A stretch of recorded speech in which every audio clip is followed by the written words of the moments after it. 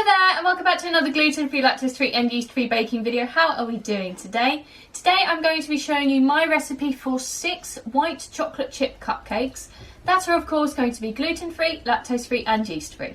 You will be needing the following equipment: some scales, a 6-hole muffin or cupcake tray with 6 cupcake cases, and this is exactly how it is prepared, a chopping board, a kitchen knife, a large mixing bowl, a wooden spoon or electric hand whisk, a spatula, a small mixing bowl, an ice cream scoop, a cake tester, a skewer, a toothpick or a teaspoon handle, and a cooling rack.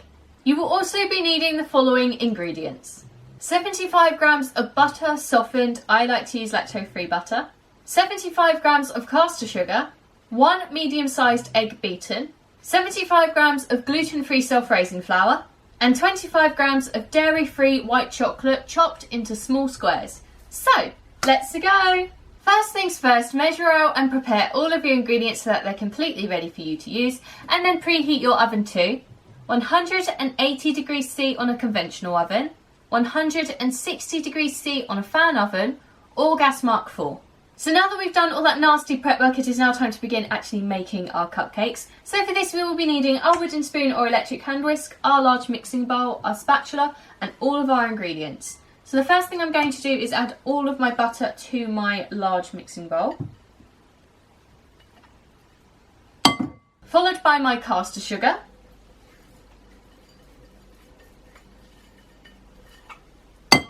and now we're going to mix these together until they are light and fluffy. So now that that is all done, we are now going to add in all of our egg. And now we're going to mix this lot together until it equals a nice smooth batter. So now that that is all done, it's now time to add our chocolate chips to our mixture. But personally, I saw this on, I think it was Topless Baker's channel, or just a video he did on Instagram, where you add all of the chocolate chips to a small bowl, so that is what you will need, of course. And then add about a tablespoon of your flour to your chocolate chips. I was going to get that wrong then. There we go, it's probably a bit much, but it's all going to end up in the mixture anyway. Give them a quick mix together till the chocolate chips are all coated. Okay, so now that they're lovely and coated, I'm just going to place them off to the side. The reason I've done that is because that will stop your chocolate chips sinking to the bottom of your cakes while they're baking, which I think is an excellent tip. So now, while they're just sitting there waiting to be added, I'm going to add a little bit of my flour to my mixture, mixing all the time until it is fully combined. Probably there's a good place to start.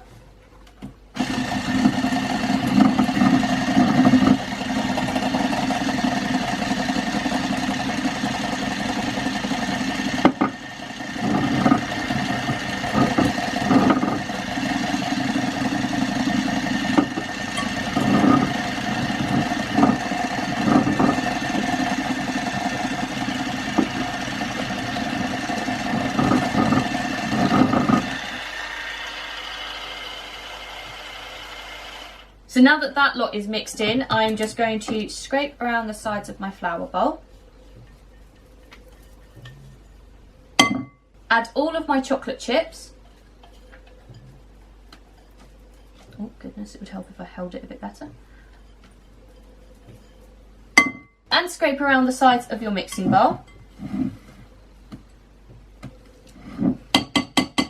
And now I'm going to mix one final time for good luck until all of the chocolate chips are well distributed in the batter.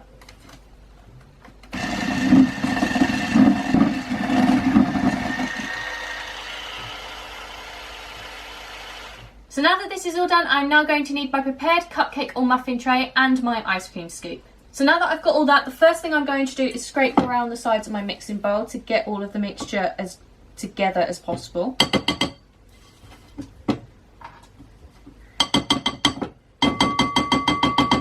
Off, there we go. And now I'm just going to add a scoopful at a time, there we go, to my cupcake cases.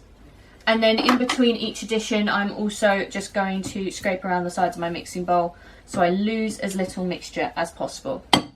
And you're going to want to do all of that until they're all filled, and I will see you after that. So now that that is all done and our mixture is spread evenly between our cupcake cases, it is now time to place these into our preheated oven for 15 to 20 minutes.